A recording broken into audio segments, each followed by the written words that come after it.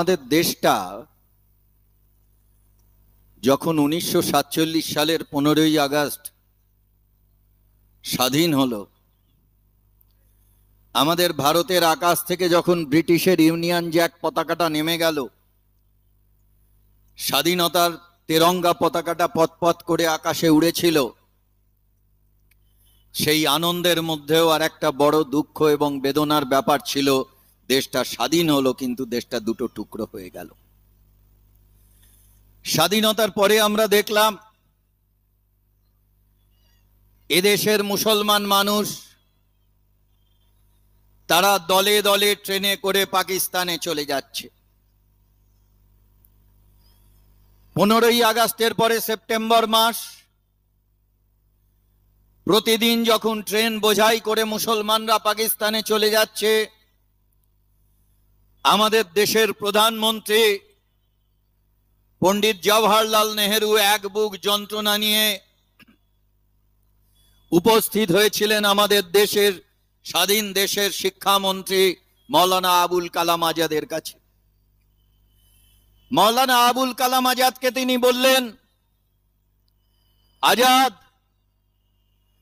মুসলমান মানুষেরা যখন ট্রেন ভর্তি করে ভারত ছেড়ে পাকিস্তানে চলে যাচ্ছে, তোমারও আর এ দেশে থাকার দরকার নেই, তুমিও দেশ ছেড়ে চলে যাও।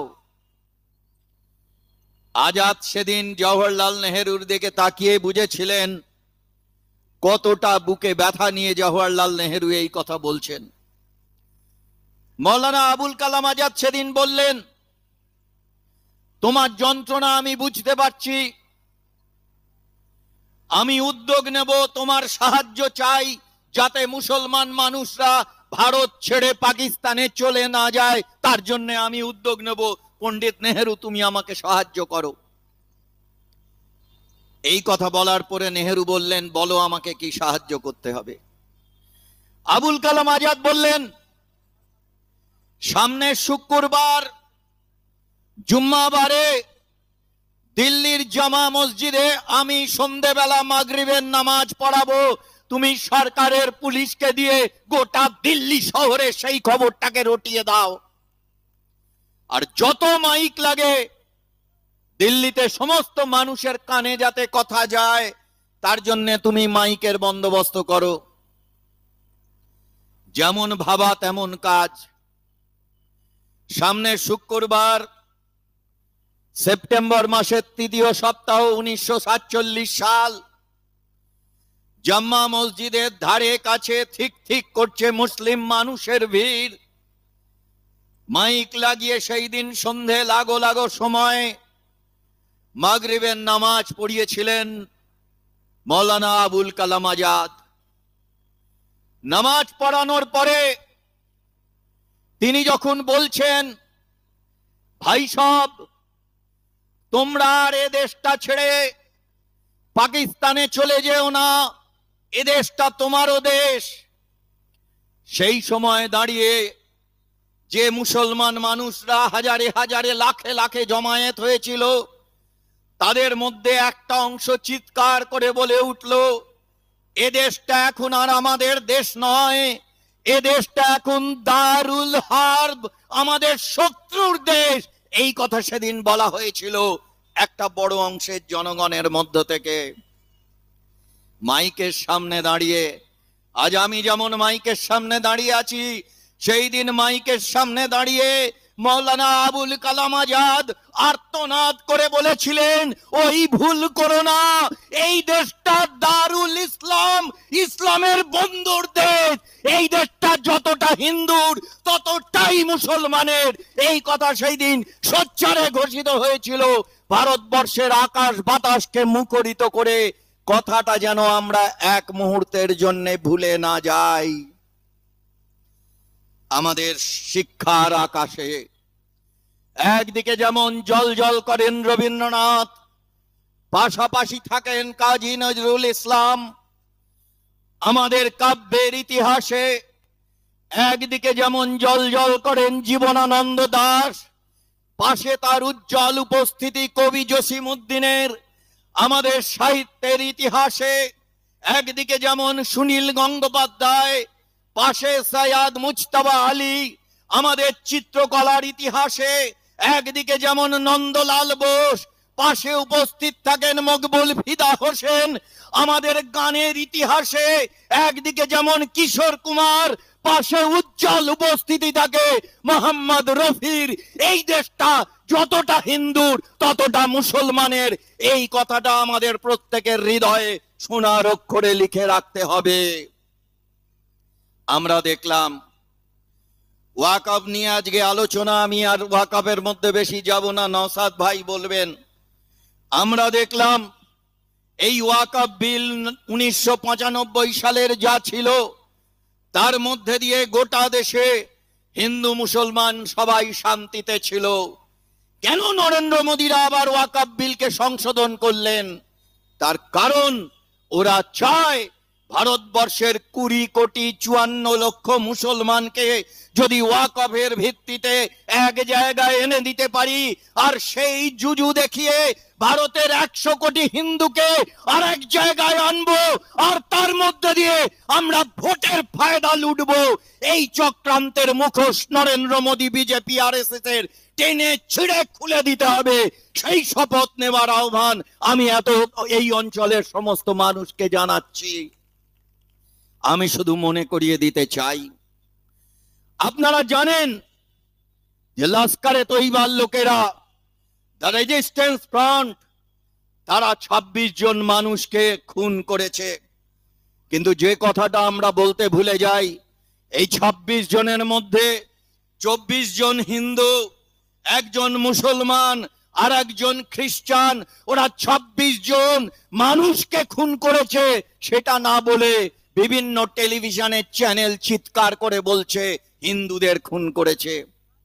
আমরা যে কথা বলতে চাই, যখন লস্করে তৈবা ইসলাম ধর্মের নাম করে সন্ত্রাসবাদ করে, মানুষ খুন করে, তাদের যেমন আমরা দেখেছি, তেমনি আমরা দেখেছি আরএসএস কে, হিন্দুত্ববাদী সংগঠনকে, যারা গুজরাটের মাটিতে মায়ের পেটে বাচ্চা, সেই অন্তঃসত্ত্বা মাকে মায়ের পেটে ত্রিশূল গুঁজে দিয়ে মা এবং শিশু দুজনকেই হত্যা করেছিল।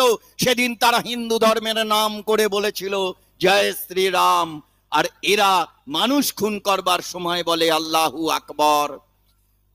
আমরা যে কথাটা পরিষ্কার করে বলতে চাই, যুবক বৃন্দের এই আহ্বানে আমরা এত অঞ্চলের সমস্ত মানুষের কাছে যে কথাটাকে স্পষ্ট করে নিয়ে যেতে চাই, মানুষ খুন করবার সময় মুখে আল্লাহু আকবার বললে ওটা ইসলাম ধর্ম হয় না। মানুষ খুন করবার সময় জয় শ্রীরাম বললে ওটা হিন্দু ধর্ম হয় না। এই কথাটা যেন আমরা এক মুহূর্তের জন্য ভুলে না যাই। ইসলাম শব্দের অর্থ শান্তি, ইসলাম শব্দের অর্থ সমর্পণ। সেই ইসলামকে যারা খুনের রক্ত লাগায় তারা অপরাধী। হিন্দু ধর্ম শিখিয়েছে বসুধৈব কুটুম্বকম, গোটা পৃথিবীর মানুষকে নিজের পরমাত্মীয় বলে জানো। সেই ধর্মকে যারা খুনোখুনির রক্তে রাঙিয়ে দিতে চায় তারা হিন্দু ধর্মের শত্রু।